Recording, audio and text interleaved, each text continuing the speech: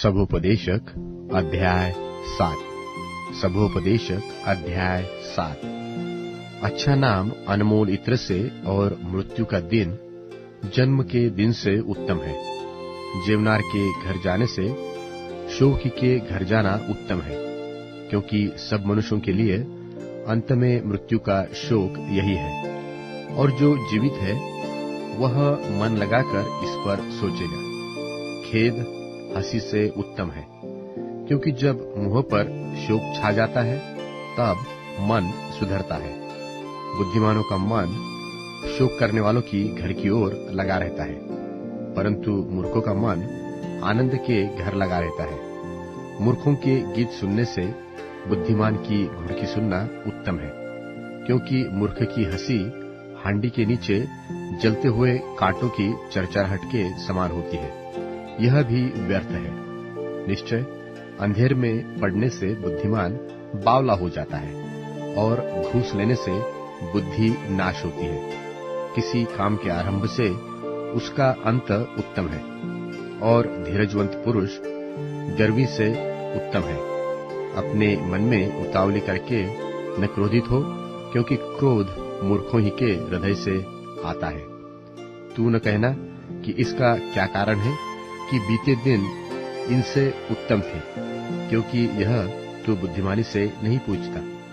बुद्धि बपौती के समान है, वरन जीवतों के लिए उससे श्रेष्ठ है, क्योंकि बुद्धि आड़ का काम देती है। रुपया भी आड़ का काम देता है, परंतु ज्ञान की यह श्रेष्ठता है कि बुद्धि से उसके रखने वालों के जीवन की रक्षा होती है। परमेश्वर के काम पर दृष्टि कर। जिस वस्तु को उसने टेढ़ी किया हो उसे कौन सीधी कर सकता है। सुख के दिन सुख मान और दुख के दिन सोच, क्योंकि परमेश्वर ने दोनों को एक ही संग रखा है, जिससे मनुष्य अपने बाद होने वाली किसी बात को न बूझ सके। मैंने अपने व्यर्थ दिनों में यह सब कुछ देखा है। कोई धर्मी होता है जो अपने धर्म का काम करते हुए नाश हो जाता है, और दुष्ट बुराई करते हुए दीर्घायु होता है। असीमित धर्मी न बन और न अपने को अधिक बुद्धिमान बना। तू क्यों अपने ही नाश का कारण हो। अत्यंत दुष्ट भी न बन और न मूर्ख हो। तू अपने समय से पहले क्यों मरे। यह अच्छा है कि तू इस बात को पकड़े रहे और उस बात पर से ही हाथ न उठाए, क्योंकि जो परमेश्वर का भय मानता है वह इन सब कठिनाइयों से पार हो जाएगा। बुद्धि ही से नगर के 10 हाकिमों की अपेक्षा बुद्धिमान को अधिक सामर्थ्य प्राप्त होता है। निसंदेह पृथ्वी पर कोई ऐसा धर्मी मनुष्य नहीं जो भलाई ही करे और भूल न करे। फिर जितनी बातें कही जाए सब पर कान लगाना। ऐसा न हो कि तू सुने कि तेरा दास तुझी को शाप देता है, क्योंकि तू आप जानता है कि तूने भी बहुत बैर औरों को शाप दिया है। यह सब मैंने बुद्धि से जांच लिया है। मैंने कहा मैं बुद्धिमान हो जाऊंगा, परंतु यह मुझसे दूर रहा। वह जो दूर और अत्यंत गहरा है, उसका भेद कौन पा सकता है।